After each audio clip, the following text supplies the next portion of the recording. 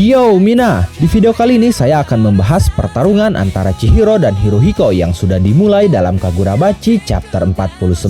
Chihiro meninggalkan Uruha dan Hakuri untuk fokus bertarung melawan Hirohiko. Akankah Hakuri berhasil membawa Uruha dengan selamat ke kuil Senkutsuji? Tanpa lama-lama kita langsung masuk saja ke pembahasannya. Let's go!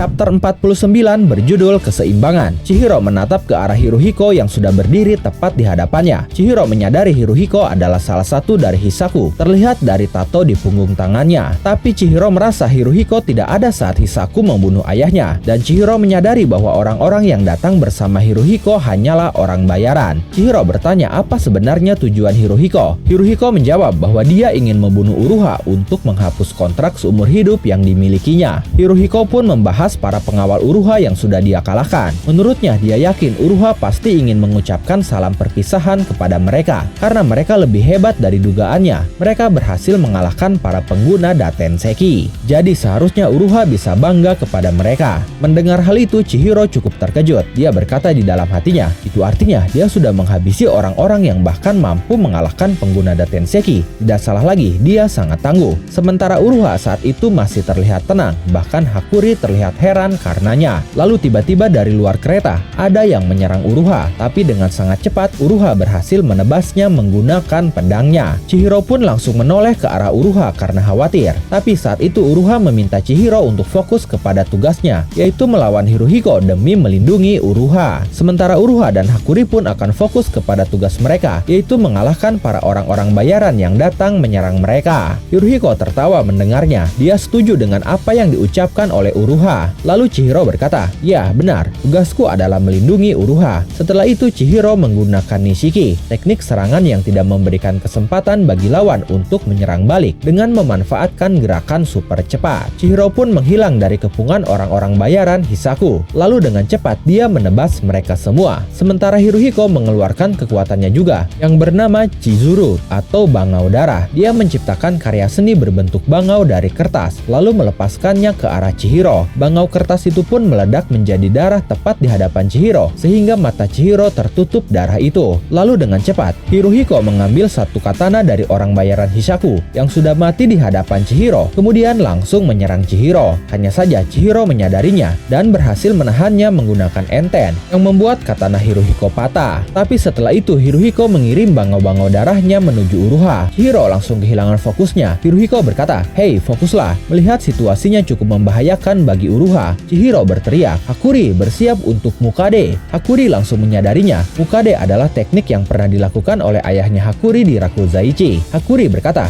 "Maksudnya yang itu ya?" Kemudian Hakuri langsung menarik rambut Uruha dari belakang dan menjatuhkannya sambil berkata, "Kami sudah siap." Setelah itu Chihiro menggunakan Kuro dan melakukan tebasan mendatar yang menghancurkan semua yang dilewatinya. Setelah itu Chihiro berteriak, "Apa kau baik-baik saja Uruha?" Uruha mengangkat kedua jarinya sambil berkata, I'm okay, I'm fine. Kincana, Kincana, teng neng neng neng neng.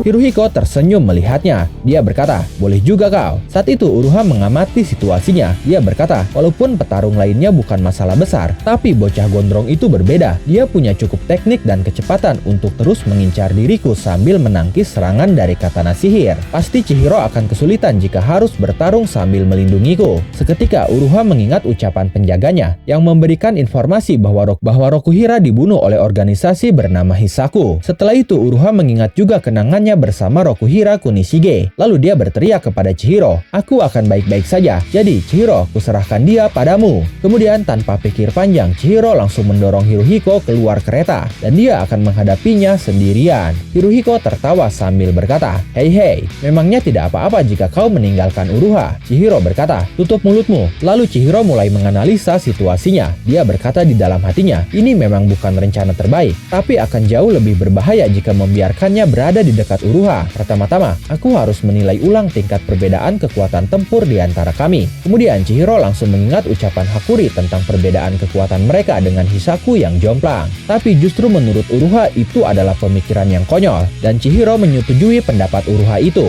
Chihiro berkata di dalam hatinya, bagi Hisaku, para penyihir yang menggunakan Datenseki tidak lebih dari sekedar pion catur yang bisa dibuang. Mereka memang kuat, tapi tetap bukan tandingan para pasukan elit. Dengan kata lain, bukan masalah, sekalipun harus menghadapi mereka semua. Yang justru menjadi masalah adalah para petarung tangguh yang sanggup menghadapi pasukan elit setelah mereka kehabisan tenaga. Pemilik kekuatan tempur yang setara dengan katana sihir di Kamunabi hanya ada 2 orang, yaitu aku dan Hiyuki. Sementara Hisaku memang memiliki sejumlah orang, tapi mereka semua adalah prajurit yang bisa dibuang dan kekuatannya hanya bersifat sementara. Di sisi lain, masing-masing pihak pun memiliki petarung tangguh. Di Kamunabi ada Azami dan Shiba, sedangkan di Hisaku ada Yura dan Hirohiko. Dengan kata lain, kekuatan tempur kedua belah pihak benar-benar seimbang. Meskipun begitu, kunci pada rencana kami yaitu kemampuan Kura yang dimiliki oleh Hakuri yang akan segera pulih. Jika kami bisa membuat Hakuri melakukan registrasi pada para pengguna katana sihir yang sudah diamankan oleh Kamunabi, maka dia pun akan bisa memindahkan katana sihir yang terkontrak dengan mereka. Saat ini Hakuri dan Uruha sedang menuju salah satu lokasi Sanso lainnya, yaitu kuil Senkutsuji, dan di sana dia bisa bertemu dengan satu orang lagi pengguna katana sihir. Dengan begitu, Hakuri akan bisa melakukan registrasi pada 2 orang pengguna katana sihir. Lalu tidak lama lagi saat kemampuannya pulih, maka keseimbangan ini akan diruntuhkan oleh 2 katana sihir. Kemudian Hirohiko berkata, "Dengan ini kau tidak perlu lagi melindungi orang lain, sehingga bisa bertarung dengan serius." "Bagus, aku justru senang. Sepertinya Yura cukup menyukaimu,